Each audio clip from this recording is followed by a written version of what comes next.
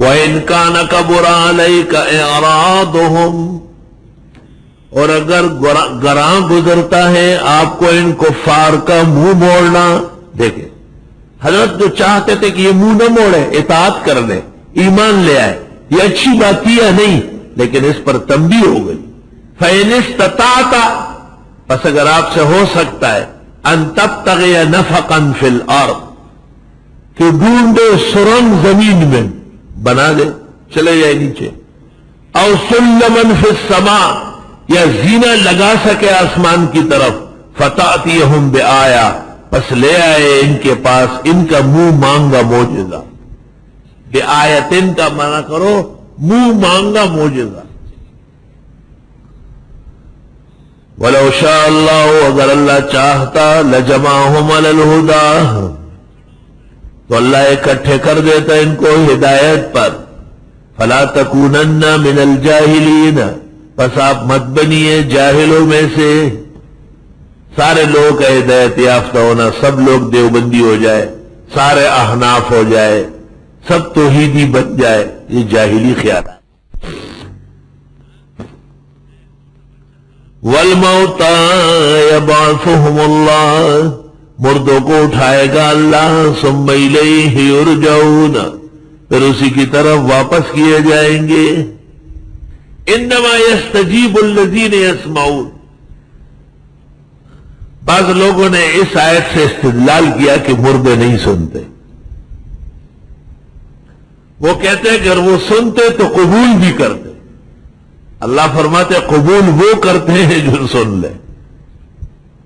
ایسا نہیں کہو، بلکہ اس طرح کہو کہ مردے سنتے ہیں لیکن قبولیت کا عالم ختم ہو گیا. سننا ثابت ہے، یسمعون ہے، لا یسمعون نہیں ہے، لیکن قبولیت کا زمانہ نہیں رہا. بے شک قبول کرتے ہیں وہ لوگ جو سن لیں.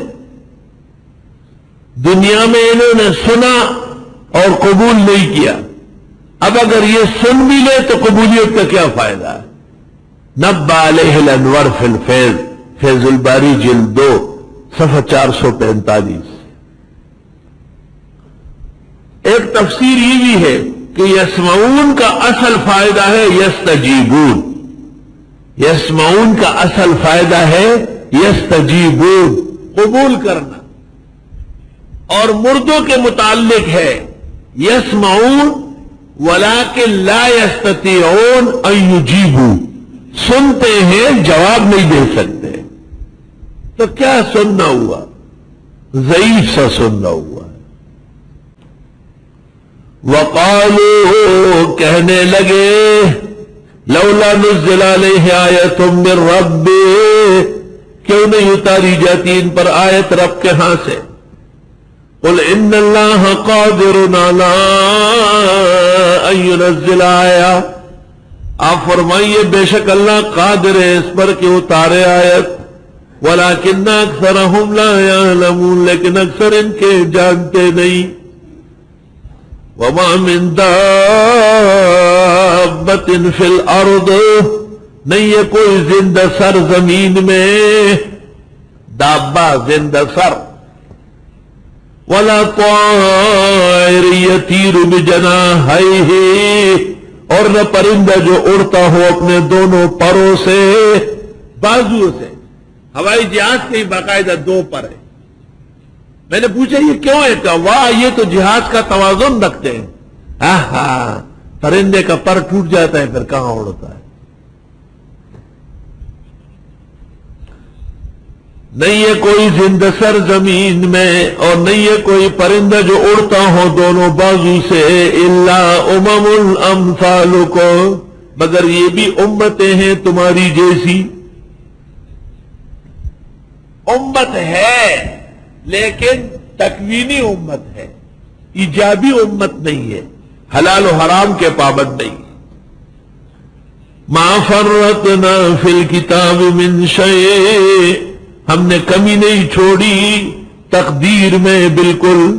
ثم الی ربہم یحشرون، پھر یہ رب کے ہاں لٹائے جائیں گے. زندہ سر زمین میں، تو پھر رہ گیا فضائی مخلوق، تو طائری یطیر، طائری یطیر، پرندہ جو اڑے۔ اللہ، او پرندہ کیا اڑے؟ ایک کبوتر پشاور سے اڑے تو کراچی 18 دن میں پہنچے۔ سب سے کم رفتار دنیا میں طوطے کا ہے، خوبصورت بہت ہے لیکن اڑ نہیں سکتا ہے، اور کوا بے ایمان اس کی تلاش میں رہتا ہے اور اس کا شکار کرتا ہے۔ سب سے تیز رفتار وہ بڑے سفید بغلے جو ہے، بغلے، ان کا رفتار تیز ہے۔ اور یہ جو گدھ ہے، گدھ نسر، پشتو میں کہتے ہیں گنجئی، یہ تو جہاز کے برابر اڑتے ہیں، 10,000 فٹ کی بلندی پر ہوتے ہیں۔ تمام جہازوں کو یہ روٹ دیا گیا ہے کہ بابا یہاں گدھ آ رہا ہے، اس کے اوپر ہو جاؤ، اور پورا غول ہوتا ہے تو جہاز کے ساتھ قرار، جہاز نیچے، جہاز اس کے بعد نہیں اڑ سکتا ہے۔ جہاز کو مچھلی کی شکل دی ہے اور پر اس کو پرندے کے دیے، مچھلی کے بھی پر ہوتے ہیں باقاعدہ۔ چنانچہ جہاز کا اصول یہ ہے کہ یہ 2 جگہ اڑان کرے گا، یا سمندر پر یا ان علاقوں میں کہ نیچے ایئرپورٹ، اگر کوئی خرابی واقع ہو گئی تو وہاں اتر جائے۔